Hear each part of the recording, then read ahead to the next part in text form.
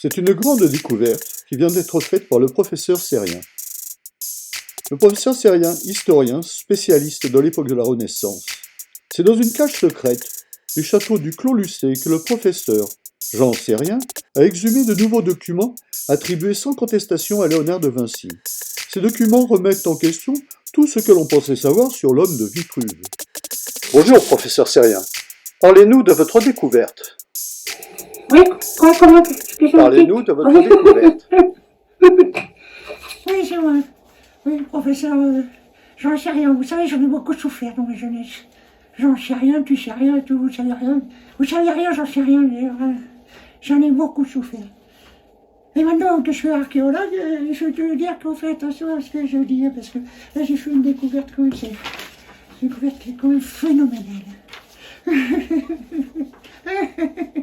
Alors donc, voyez-vous, jeune homme, tout le monde s'accordait à dire que l'homme de Vitruve, c'était un dessin d'après le texte de Vitruve, l'architecte du 1er siècle avant Jésus-Christ.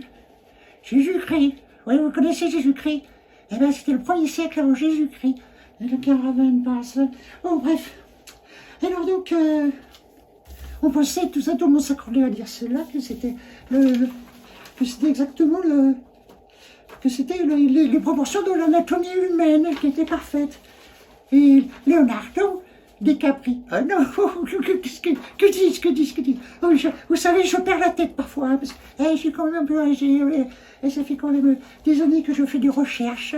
Et alors, donc, ce Leonardo, ce qu'il a fait, c'est qu'il a inscrit dans un carré et dans un cercle et tout, qui sont parfaits. Et donc, l'homme, avec toutes les dimensions que donnait Vitruve, s'inscrit parfaitement dans ce carré et dans cette circonférence. Voilà.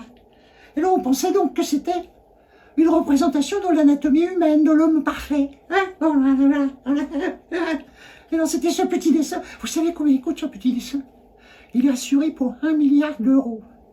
Et un petit dessin de 34 cm par 24 cm. Ça fait cher du centimètre, 1 milliard d'euros. Oh là là là là, moi qui n'ai pas de crédit avec... Bon, bref, on va pas parler de tout ça. Hein. Mais donc, en fait, pas du tout. Ce que nous dit ce texte-là, c'est que Leonardo était en train de construire une machine formidable, qu'il appelait lui-même, attendez, parce que j'ai le truc assez, il l'appelait à la PAM, ou alors Machina del Staccio, etc. Il en parle là. Et alors je veux vous traduire le texte. Alors c'est le 19 décembre 1518, au château du Clos Lucé.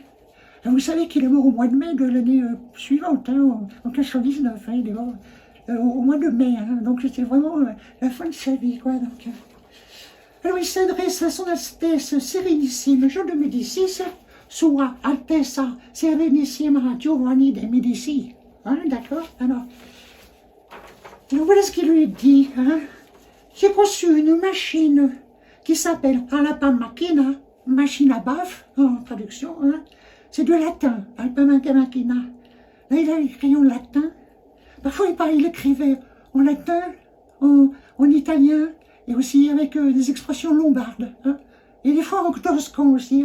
C'était un érudit, hein, cet homme. Hein. Donc, cette machine peut transformer le monde, arrêter les guerres et profiter aux arts. Et je vous dis exactement le texte. Comment, qu'est-ce que vous dites? Je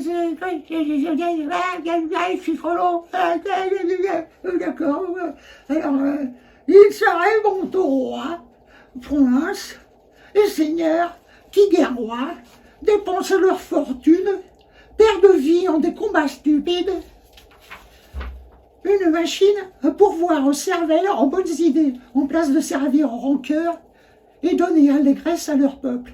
Vous savez, Leonardo, il n'émettait pas de point de virgule, hein, aucune ponctuation, rien du tout. Et alors là, il se trouve justement qu'il n'écrit pas de droite à gauche, mais de gauche à droite, parce qu'il s'adresse à Jean de Médicis, qui est devenu le pape Léon X. Voilà. Et voilà. Ensuite, je joins les plans, envoyez-moi des florins et un carrosse.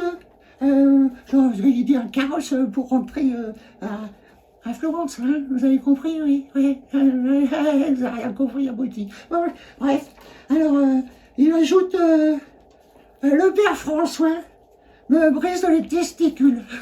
Oui, je ne savais pas. Quand il disait le père François, c'est François Ier quand même, hein, et voilà.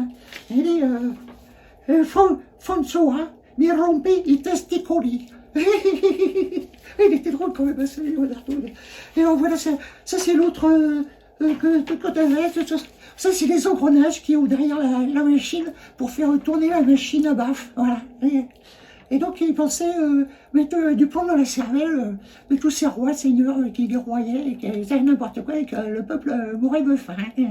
Ouais, ça change pas beaucoup. On va pas faire de politique. Non, parce que je vais voir mes subventions. Bon, voilà. Alors, je vais vous montrer ça de plus près si vous voulez. Approchez votre caméra. Hein. Approchez-la. Hein. Ou c'est déjà fait. Ah bon, d'accord, c'est déjà fait. Bon, ben, on a tout dit. Hein. Ah, bah, écoutez, voilà. Ben, moi, je retourne dans... Parce que j'ai des factures aussi réglées. Et des... qu'est-ce que j'ai fait? Ah, mes lunettes, elles sont là. Mais, bon, et ben, voilà. L'entrevue est terminée, mon bon ami. Allez, mon petit bonhomme. Remarquez votre matériel, là, parce que ça fout le bordel ici, quand même. J'ai toute une équipe avec vos lumières et tout ça. Mais, heureusement, je voulais les mettre comme ça et j'étais pas d'accord. Bon, ben...